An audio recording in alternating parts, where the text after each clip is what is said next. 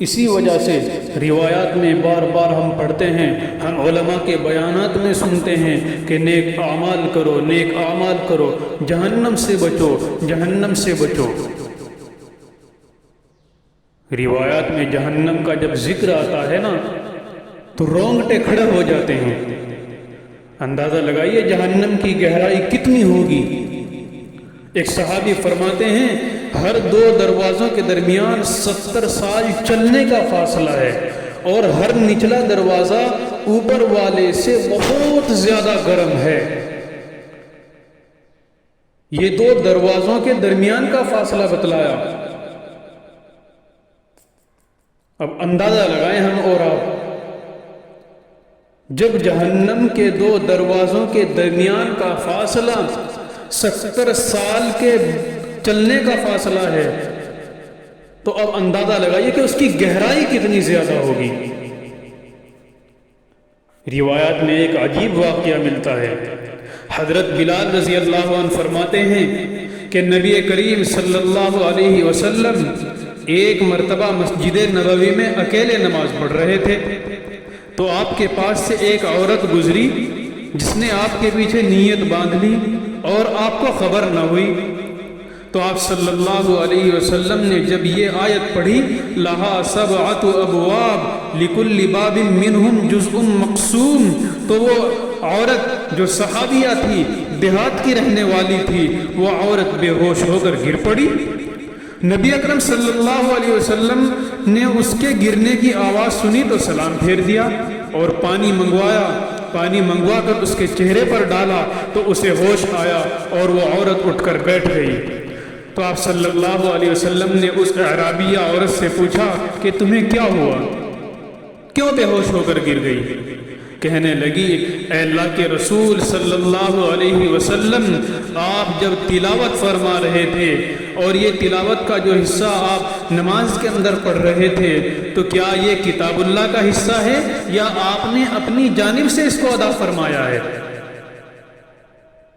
آپ صلی اللہ علیہ وسلم نے فرمایا اے اعرابیہ، یہ تو کتاب اللہ ہے، یہ قرآن کریم کا حصہ ہے، یہ آیت اللہ تبارک و تعالیٰ کی جانب سے نازل ہوئی ہے۔ تو وہ عورت کہنے لگی میرے اعضاء میں سے ہر عضو جہنم کے دروازے پر عذاب دیا جائے گا، جہنم کے ہر دروازے پر میرے ہر عضو کو عذاب دیا جائے گا اللہ کے رسول؟ فرمایا اے اعرابیہ،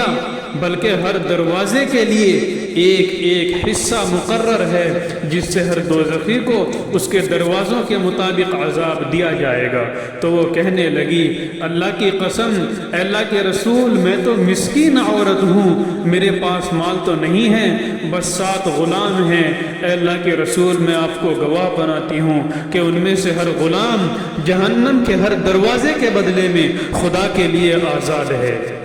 آپ کے پاس حضرت جبرائیل علیہ السلام تشریف لائے اور فرمایا اے اللہ کے رسول، اس اعرابیہ کو، اس عورت کو خوشخبری سنا دیجئے کہ اللہ نے اس پر جہنم کے تمام دروازوں کو حرام کر دیا ہے اور اس کے لیے جنت کے سب دروازے کھول دیے ہیں۔ خلیل ابن مرہ فرماتے ہیں کہ نبی کریم صلی اللہ علیہ وسلم سوتے نہیں تھے یہاں تک کہ سورہ ملک اور حامیم سجدہ کی تلاوت فرماتے، اور خلیل مرہ فرماتے ہیں کہ آپ نے فرمایا حوامیم بھی 7 ہیں اور جہنم کے دروازے بھی 7 ہیں۔ فرمایا ہر حامیم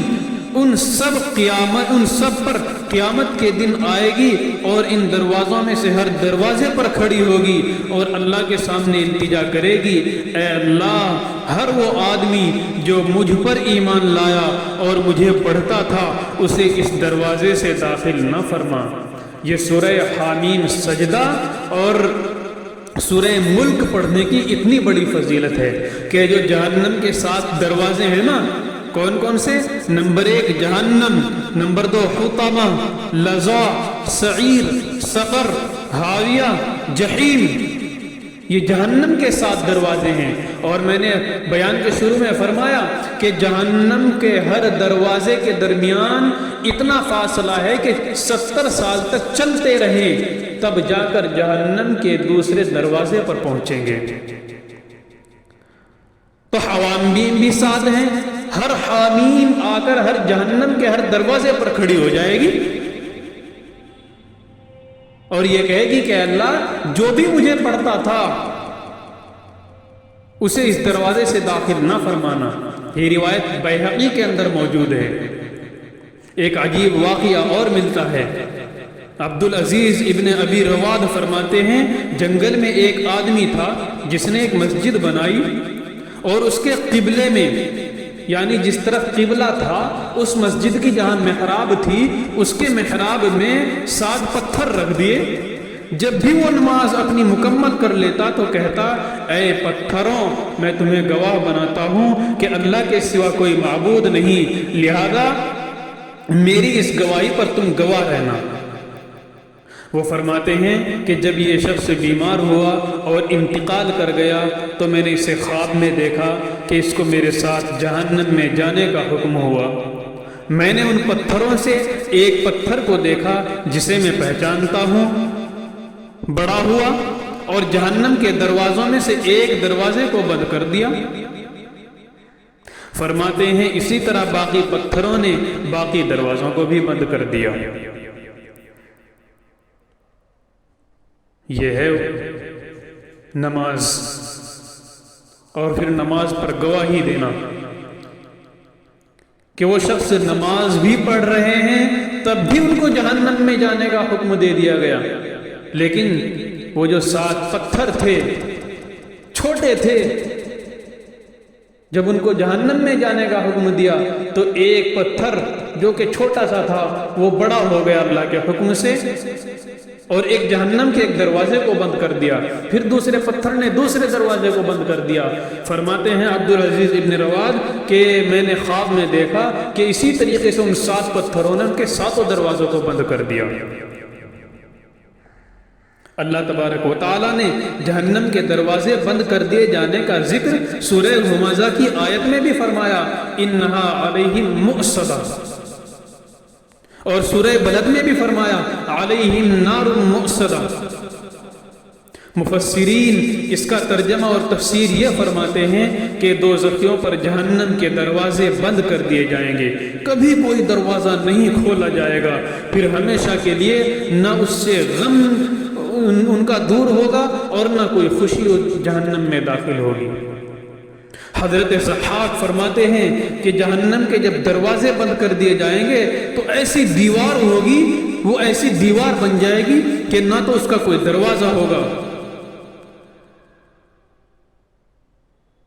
حضرت مقاتل فرماتے ہیں دوزخیوں پر دروازے بند کر کے لوہے کی میخوں سے لوہے کی کیلیں گاڑ دی جائیں گی اور بہت سخت انداز سے ان پر گاڑ دی جائیں گی، یہاں تک کہ ان پر غم اور گرمی ٹوٹ پڑے گی جہنمیوں کے اوپر۔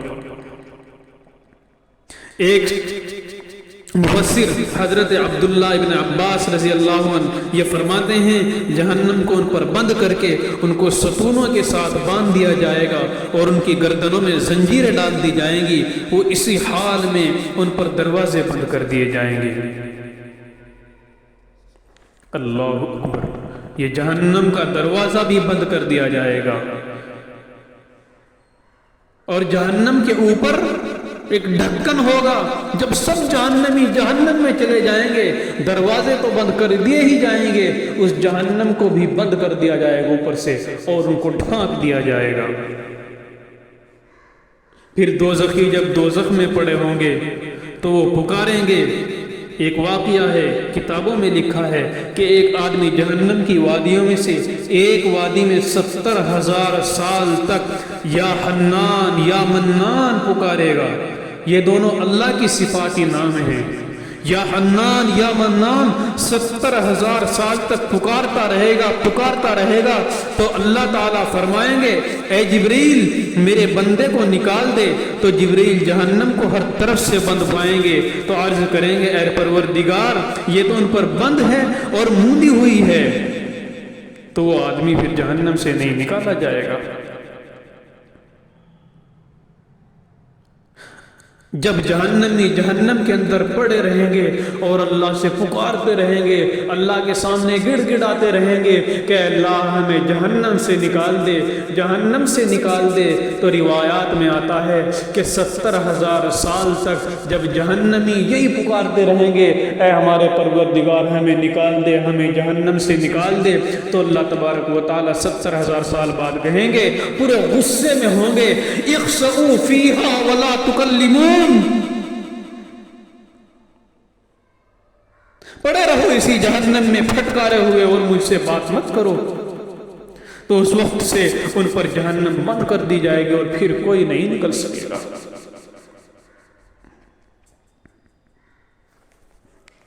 ابو عمران حونی فرماتے ہیں جب قیامت کا دن ہوگا تو اللہ تعالی ہر جابر مخالف حق، ہر شیطان، ہر سرکش اور ہر اس شخص کو جس کے شر سے خدا کے بندے دنیا میں خوف کھاتے تھے، فرمائیں گے ان سب کو لوہے سے جکڑ دو، پھر ایسی جہنم میں پھینک دو جو نہ تو کبھی فنا ہوگی، جسے خدا کے فرشتے موند دیں گے۔ ابو عمران فرماتے ہیں کہ پس اللہ تبارک و تعالیٰ کی قسم کبھی ان کے قدم ٹکنے نہیں پائیں گے، اللہ کی قسم وہ آسمان کی طرف یعنی اوپر نہیں دیکھ سکیں گے، اللہ کی قسم ان کی آنکھوں کی پلکیں کبھی نیند سے آپس میں نہیں مل سکیں گی، اللہ کی قسم اس میں کبھی ٹھنڈا پانی بھی نہیں چکھ سکیں گے۔